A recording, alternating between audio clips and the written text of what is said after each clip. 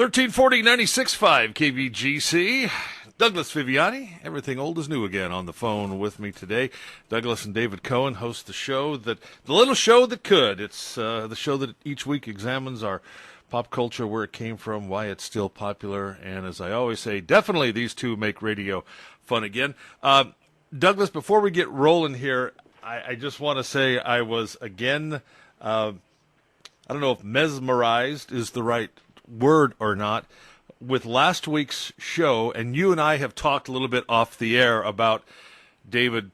I just want to say I was almost speechless listening to George Anderson do the reading on David. It was Yes, we were too. It was amazing because we didn't plan on David Cohen even getting a reading.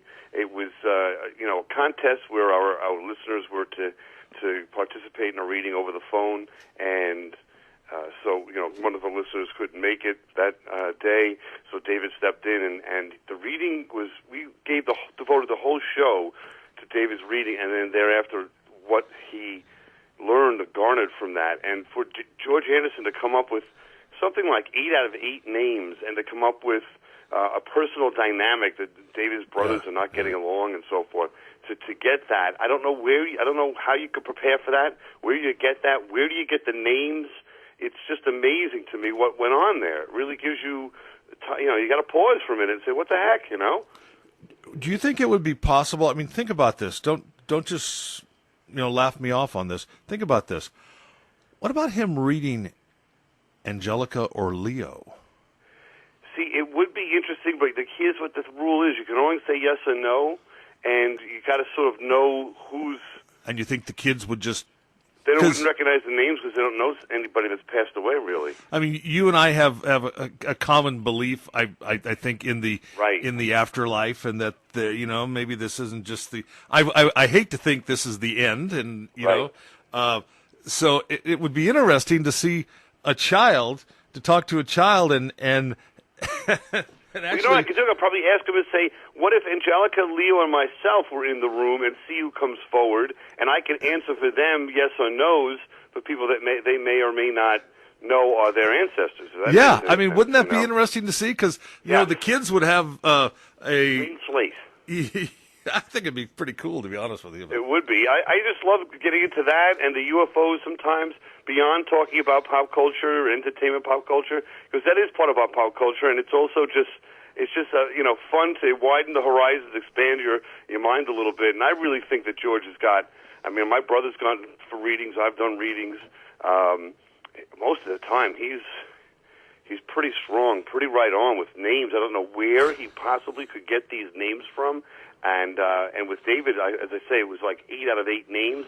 He was a true skeptic going in and coming out. He was just really blown away. You could probably hear it maybe a little bit in David's tone as we did the show, or as the reading went on, how he became a little bit more enamored with it, if that makes any sense. I could tell in his early on in his answers. Go back and listen to it, because I was, you were watching it, I was listening to it. Okay, so I'm listening to it, and you can see. Or you can hear, as he goes on, he becomes, like you say, this guy might be. It's almost especially like when he mentioned it, I believe it was his grandfather Ben, who, by the way, David's named his son after, and that information is not on the internet. Where David got a little bit choked up. At the end, he was like, "Wow, I can't believe that really was." Really was right on. You really got so many names and so many, and the personalities of what's happening. This one's not getting along with that, and forget it, throw in the towel, which, is basically the true state of affairs. Who would know that two brothers are not getting along, and you're in the middle of it, and they're a little jealous of you, and all the things that were said. Where do you get all of those particulars from if you didn't have some source? James Von Prague was on Coast to Coast a couple of nights ago. Maybe it was last week, just recently, just within the last couple of weeks. And he was, of course, an executive producer of Ghost Whisperer. Right. And apparently, early on in some of those episodes, those were, they weren't based on the true story, but they were kind of based on true stories of incidents that had happened that he had been involved in. You know, Yeah, I mean, he does basically the same thing that George Anderson has done. Yeah. Remember that guy? He was a ballroom dancer. He was real big there for a while. Had a TV show. He and his wife actually were professional ballroom dancers. Edwards. What was his name? Remember him? I do remember him. He had a number of shows. Yeah. Boy, what the heck? He was on for a couple of years. Yeah, too. he actually was a professional ballroom dancer. He and his wife. I didn't know that. Okay. Yeah. Anyway, So we lost 8. Let's see. Maybe George can hook us up with the Queen of Soul, huh?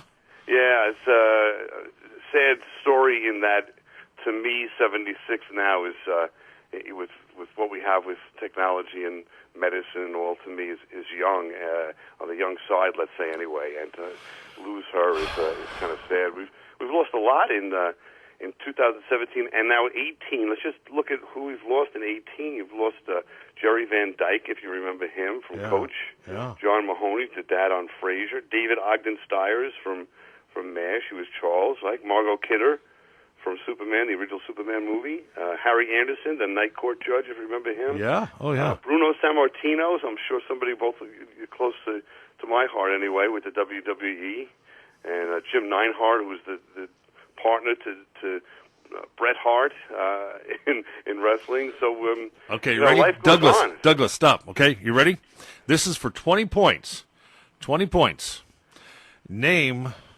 Okay, give me the nicknames of Jim Neidhart and Bret Hart. Nicknames. Bret the Hitman Hart and Jim the Anvil Neidhart, I believe. There you go. I got 20 points. It just shows you that we did a show on it, and it's amazing. Like wrestling, where it is, where is it going? How do I know that? You know, that's because it was ingrained in the 90s and the 80s and the 70s when I watched and loved wrestling.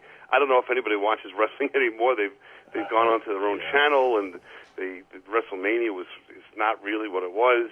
I don't know, but these Jim Neidhart and Bruno Sammartino. Did you ever see Bruno? I don't know if he was on the West Coast all that much. Oh yeah. I saw. I mean, because he was part of the WWF at the time, right? Kind of an elder statesman with Gorilla Monsoon. Remember Gorilla Monsoon? Oh yeah, with Gorilla. I never saw him wrestle live. I don't believe. Maybe as a young child on TV. But I mean, you know, the Hart Foundation, the British Bulldogs, those guys are like right in the middle of what I would think would be the heyday of wrestling. It's trash TV now. It's really. I don't think I would let my kids watch it. I mean, I enjoyed sitting with JD especially. We would go, we went to numerous wrestling, live events, numerous live events when he was younger and even into early high school. And I don't think I would, if I were you, I don't know if I could sit in the same room with Angelica and Leo and watch it now. No, it used to be more like comic bookish, if you will. Like they were caricatures. Right. They did it with a smile on their face. Hulk Hogan would talk about your vitamins and your prayers and working out, and they all would have a story behind each match that they would build up for weeks, if not months, before the big match would culminate with these interviews. And the creativity was there, with all the individual characters. And Bruno Sammartino is more or less like the Babe Ruth, if you will, sure. of or maybe Ty Cobb, maybe Hank. I mean, somebody like that, where he was really a foundation of what you see, or did see in the 80s and 90s. He used to wrestle, but he wasn't that interesting a wrestler in that he would do old school wrestling, if you remember, these power moves like Bret Hart did a little of them. They would do like the bear hug, or that they would lock arms together, or I should say lock fingers together and hands together, and a test of power. And they just sit on the stage or on the in the ring and just try to power each other. And so there wasn't all these crazy moves, but the matches sold out Madison Square Garden like crazy. He sold out Madison Square Garden, or his matches when he was there, more than anyone else in the history of Madison Square Garden. It was amazing. He'll be missed. But yeah, you're right. The wrestling now, I can't even name you maybe I can name you 2 or 3 wrestlers now, but that's about it. It's almost like a playground for or minor leagues for action stars. You know, you got The Rock and John Cena doing movies now, and Batista's doing movies. So have you? I think I asked you this a few weeks back, but I saw it again on TV this week. Have you seen that commercial with Kevin Hart, and he's dressed up like Coco Beware? And Mean Gene is actually interviewing him. And have you seen that commercial? I have, and it gave me an idea to reach out to Mean Gene, maybe, if I could try to figure out where he is and what he's doing. Because on the Internet, he's doing some interviews, and he's spilling the beans behind the scenes as to what it was like to work with all these characters. And he holds nothing back. So a little tribute to Mean Gene, if you remember who he is. Yeah, there we go. Hey, listen, are you a gardener? I'll tell you what, I'm trying to find something in common with my 6-year-old. And sports right now doesn't seem to be the thing just right now. Gardening is. I'm sitting here looking at a stalk or a number of stalks of corn that are taller than me that we grew outside this summer from seeds. So, and it's all Leo. He's out there every day. He's picking the weeds. He's watering. So yeah, I mean, this has become something really interesting to me that he's totally into it. Why do you say? Well, because coming up next week, it'd give you a chance to get out here at least, or maybe you could ship them to me. Any cherry tomatoes or any tomatoes? Do tomatoes grow back east? I don't know if they grow. We have cherry tomatoes. We have large beefsteak tomatoes that are growing in the back. Problem is, Leo goes to the back. He pulls. If you ever do cherry tomatoes, you'll see they come in bunches, so you don't just see one ripe at a time. Every couple of days, there's 4 or 5 that are ripe per. I guess you call them a bush. I don't know, and per plant. But so Leo will go back and get some for dinner, and he'll take 4 or 5 off the vine.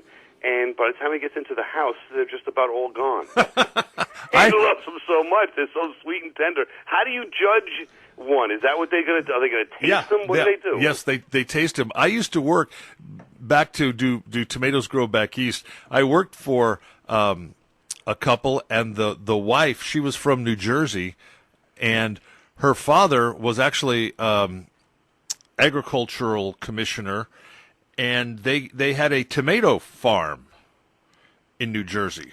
Huh. So where would you grow tomatoes in New Jersey? I mean, I always... they grow like wildfire. I mean, they really grow well here. There's not really hard to do. Yeah. So here's what they do. So you bring your tomatoes. I think with the cherries, you have to have at least 5, it is. And then you bring them, and then they have judges. One of the judges usually is Chef Steve, who does our cooking show here on KVGC. And, from the National, right? No. He does just another show. Oh, okay. They might bring Casey or Rodney out of the National because they do a show. They do like a cooking demonstration at the farmers market every week. And then I've actually done it once myself. They take the tomatoes and they'll cut them up. Like if there's 4 judges or 3 judges, they'll cut each tomato up and they'll give you a cracker. And then you taste the tomato and then you take a little bite out of the cracker, and the cracker takes the acidity and the taste out of your mouth, and then you can taste another one. So you taste the tomatoes, and then that's how it's done. The judges taste the tomatoes, and then they have enough. That's why they want you to bring 5, and they cut them up, and they invite the audience to come take. And then the audience goes, I really like this one, or I like that one, I like this one. And then after it's all over, then they announce who the winners were. And, but that's today at like 10 o'clock, 10 a.m. It's the 25th. It's the 25th. So it is. So I've got time to shoot it out. That's what I'm saying. That's what I'm saying. You could actually pack some up, send them over to us, and I would enter them in Leo's name. It's 8:30 to 10 next Saturday, the 25th. Now, I don't know if you know this, if I put them in a Ziploc bag, and it's overnighted, is that... Yeah, just put perishable. Just get like a little box. I'm sure you may have gotten something from Amazon once in your life, and you've got those plastic, little bags around. Just wrap that around and put it in a bag, and maybe pick like a little, maybe a little on the green side, and send it to us like on Monday or Tuesday.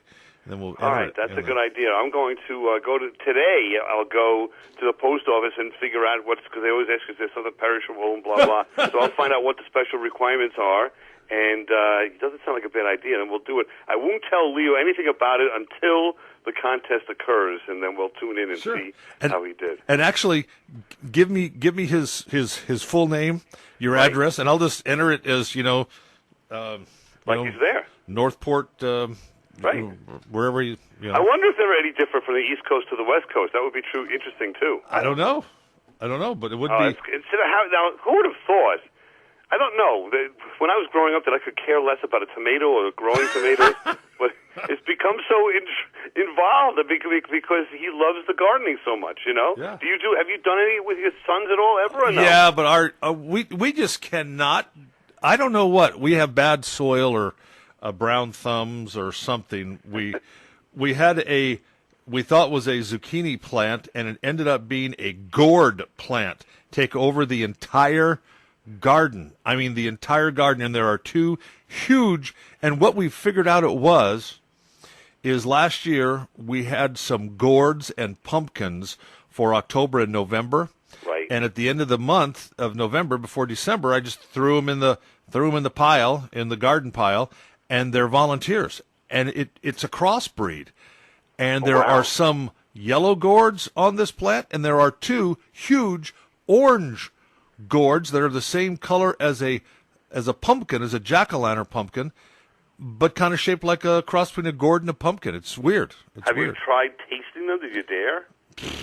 No. What, do you think I'm crazy? I'm not going to taste them. No. Put them between two slices of bread? Kind of scary looking. I don't know. Kind of scary. Hey, what's up with this week's show? Well, I'll tell you, we've seen, I don't know, you saw last year the Super Bowl had some big ratings, but, NFL ratings are going down a little bit. Astros against the Dodgers World Series last year fell, I should say, about 30%, even though you had that from the Indians, Cubs the year before. So, I don't know, we're looking at baseball and taking a look and saying, is there any way that baseball can regain the title of America's pastime?